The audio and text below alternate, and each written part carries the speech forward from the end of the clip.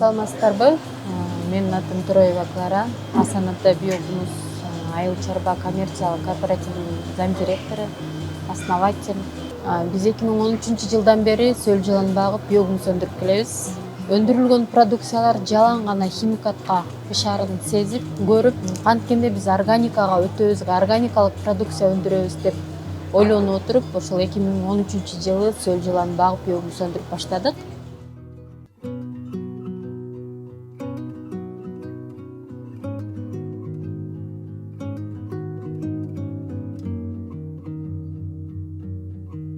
Башында ошол биз баштап сөл жыланын башка мамлекеттен алып келип багып биогумус өндүрүп баштаганда көпчүлүгү күлгөн, кантип эле ушундай болсун, бул эмне деген деп мыскылдап күлгөндөр да болгон. Кийин ошолор эле кайра бизден алып чоң объемго чыккандары да болду арасында. Биз гранула түрүн чыгарып берсек, ошондо дыйкандарга, фермер дыйкандарга аябай ыңгайлуу болот экен. Колдонгон үчүн грануляторду кайсыл жактан алсам деп ушул инфолорду издеп калдым.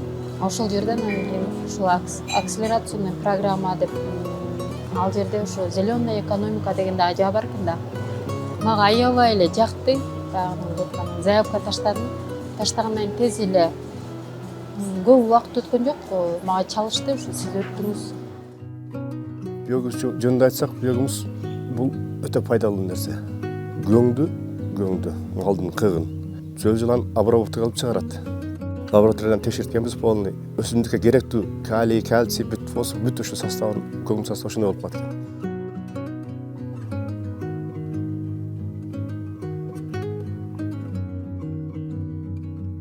Мал жерде, например, азыр гумуска жасалып атат булчу.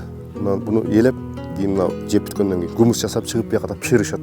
Анан бул жакта суюктугун жасап чыгарат, ушуну неменичи. Онука отдельный болот. Мына суюктук келип, мына объемго чогулат.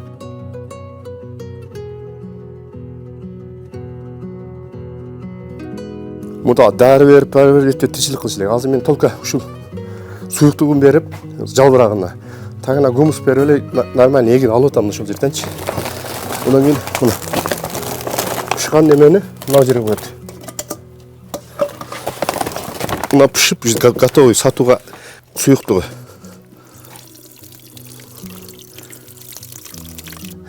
Жидкий гумус деген ушул. Өсүмдүккө эң пайдалуу, жалбырагынан берилиш керек ушул. Мына биогумус составы мынандай болот. Уже Бишкектен чейин текшерилген бул. Ошол лабораториясы Бишкектен текшерип, бул составы мынандай.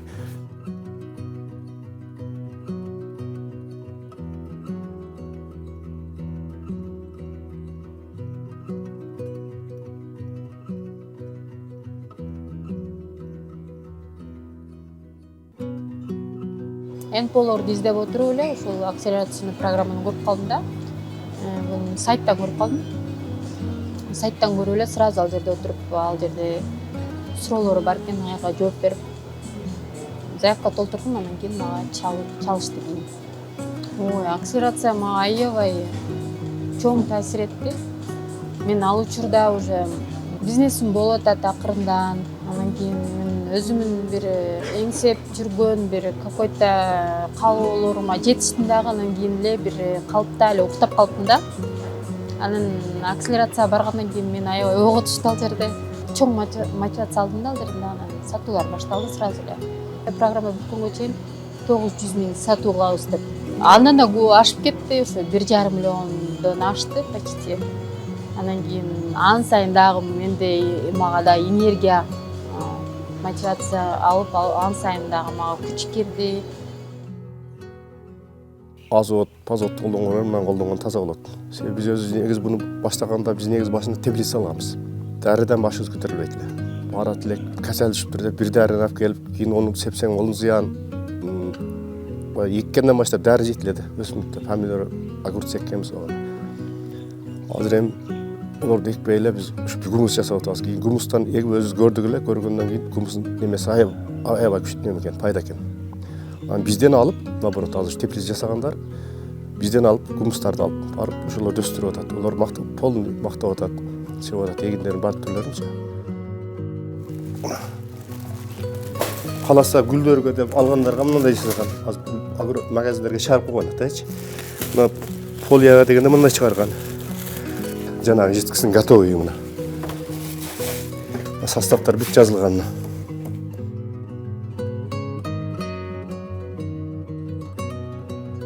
Мындан дагы деле, мындан кийинки деле бизге толтура оборудование керек. Дагы бизде пландар көп. Ушул биогумуска бир мини завод салсак деген максат бар алдыда.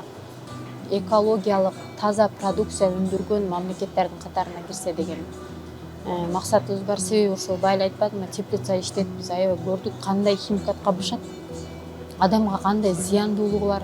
Биздин Кыргызстан основной ушу дыйканчылык менен, ошон үчүн эң биринчи өзүбүздүн ден соолугубузду карашыбыз керек. Анан кийин жер кыртышын сактап калышыбыз керек.